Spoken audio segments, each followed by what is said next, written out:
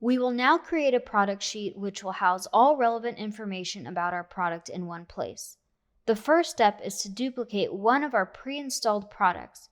However, if you only have one single unit product and/or one case product, or one retail product and one wholesale product, you can simply overwrite the existing product sheets using the methods I will show you in this video. The product I'm going to add is for retail, so I need to make sure that I duplicate an existing product sheet that is used for retail. If I needed to add a sheet for a wholesale product, I would duplicate an existing wholesale sheet. Since this product is a retail product, I will duplicate it by right-clicking the tab at the bottom and choose Duplicate. A copy of my product is generated, and the first thing I want to do is change the tab name. I'll right-click the new tab and select Rename and begin typing in my product's name.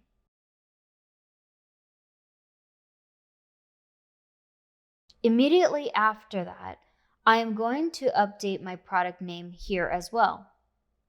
Since this is a retail item, I will keep units per product at 1. Next, I want to update my product image. I can click on the image and go to Insert, hover over Image, select Image in Cell, then browse for your image or drag and drop it in. For best product image practices, make sure to size your images at 600 by 500 pixels before uploading. This will ensure that they fit perfectly into your spreadsheet. Next, let's connect our recipe to our product. In our recipe box, select the first cell under Ingredients and enter the equal sign. Then click on the Recipes tab and click on the cell of the first ingredient and press Enter or Return. I can see that the ingredient has been updated. Now I'll click in that same cell, then drag this little handle over to my grams in mix column. Now the price and volume of my first ingredient is included. With those 3 cells still highlighted, I'll click and drag the same handle all the way down to the last ingredient cell. Then I'll connect my recipe's percent waste using the same method. I'll enter the equal sign, then click on the Recipes tab and click on the value of my percent waste and press Enter or Return. My recipe is now properly connected. Just below my recipe box is my recipe yield. Under grams per unit, I'll enter my total grams and then make sure that my unit type is set at single and not case.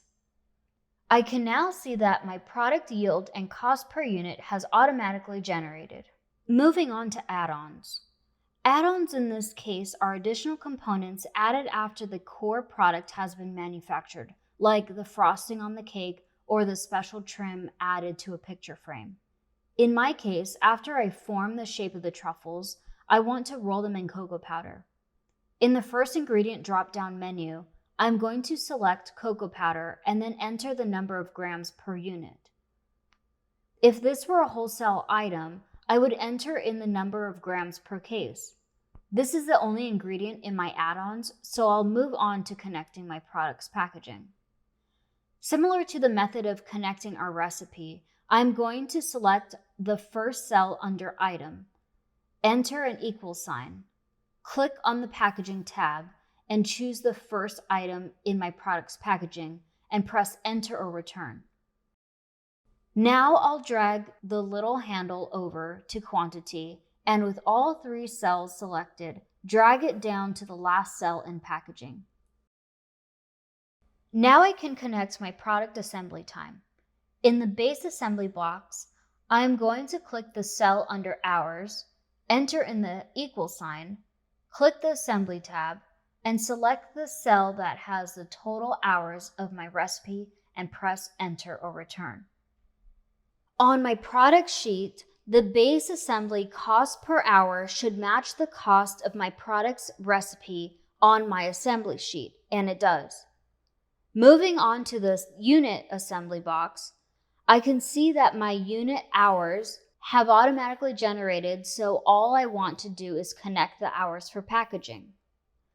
In the hours column for packaging, I am also going to select the cell, enter the equal sign, click the Assembly tab, and select the cell that has the total hours of my single packaging and press Enter or Return. The cost per unit per hour is now displayed. All of my product's data regarding manufacturing costs is now organized and readily available to me. My final step is to review my break-even costs and enter my retail or wholesale price. Looking at this sidebar, I can now view my ingredients, materials, and assembly costs, which ultimately gives me my total break-even costs. Here is where I'm going to key in my retail price. Just below my retail price, I can see that my gross profit, shown in percent and dollars, has automatically generated. After reviewing my costs and selling price, I am satisfied with my profit margin. However, I can now take my price and do some market research.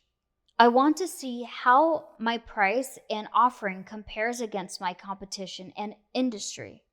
I also want to consider what niche my product currently or could occupy, ultimately identifying my target audience.